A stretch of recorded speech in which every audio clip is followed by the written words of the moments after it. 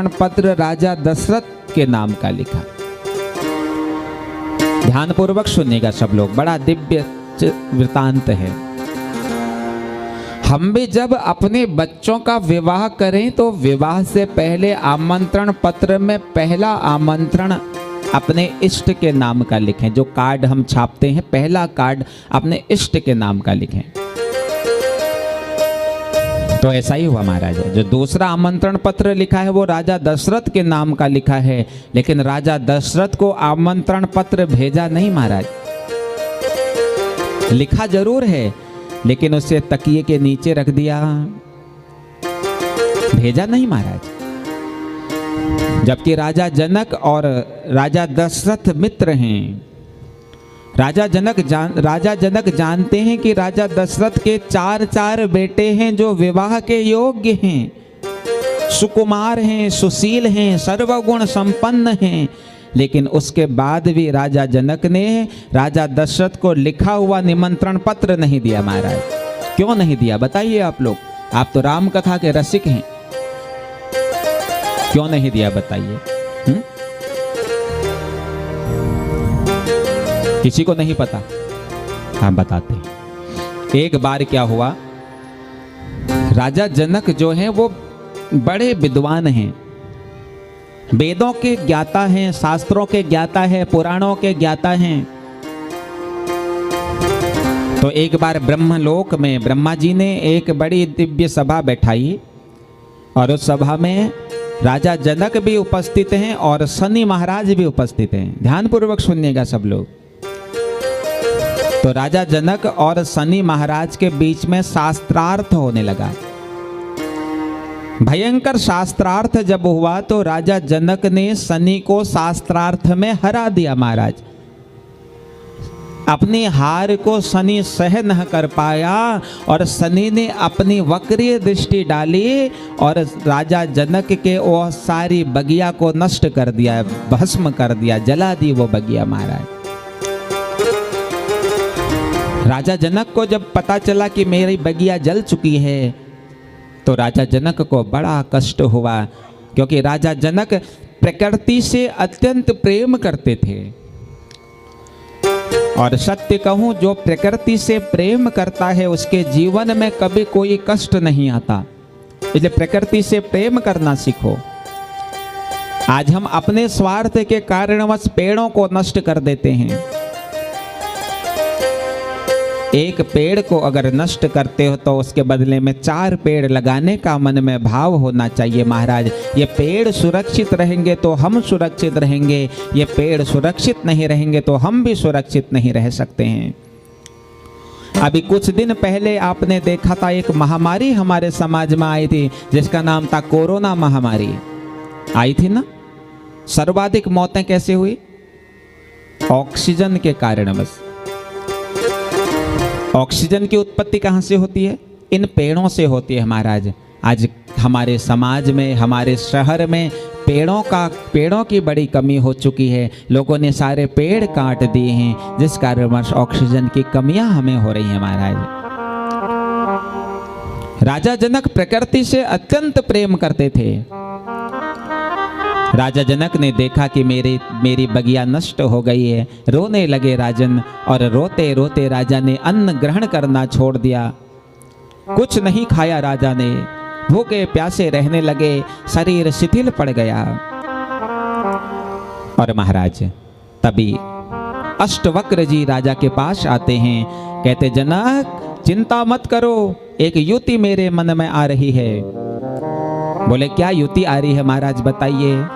बोले युति यह आ रही है कि अगर तुम्हारे उस बगिया के बीच में जो एक कुआं है, उस कुएं का जल अगर कोई राजा निकाल दे और सारी बगिया में छिड़क दे तो तुम्हारी बगिया हरी भरी हो सकती है।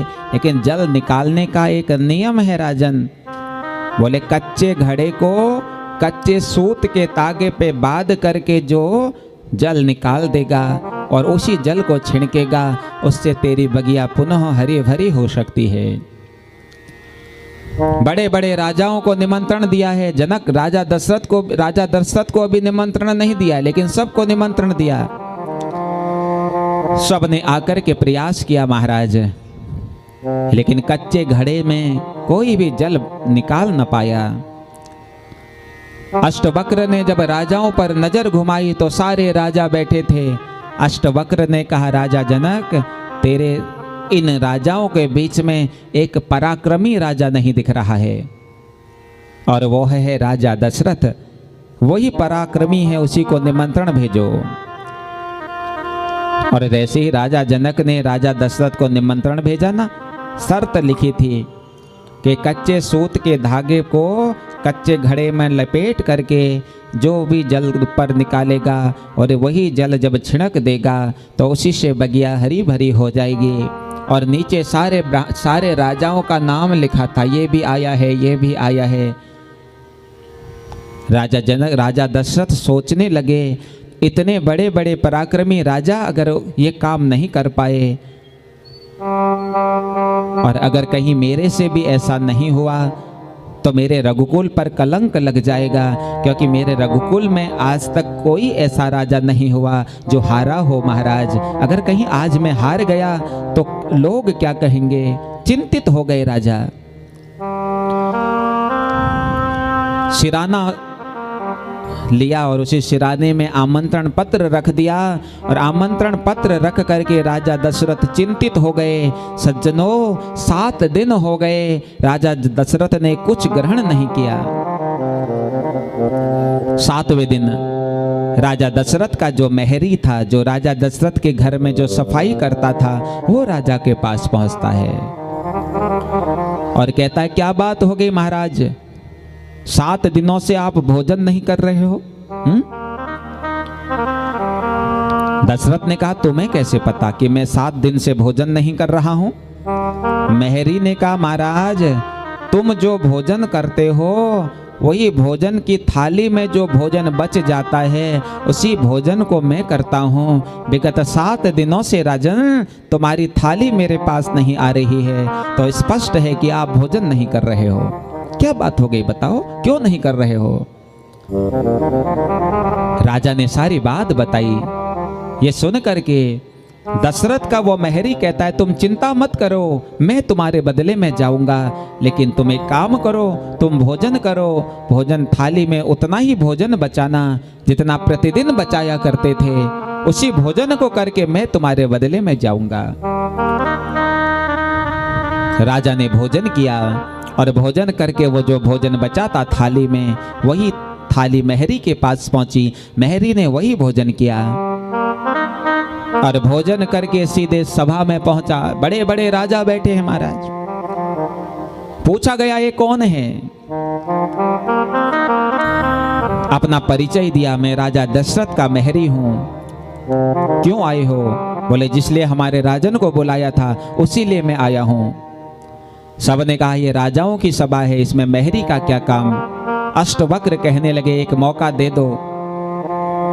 मेहरी ने तुरंत अपने राजा को याद किया, अगर मैंने मन के साथ, समर्पण के साथ अगर अपने राजा दशरथ के घर में काम किया होगा, सेवा की होगी, तो आज मैं हारूंगा नहीं।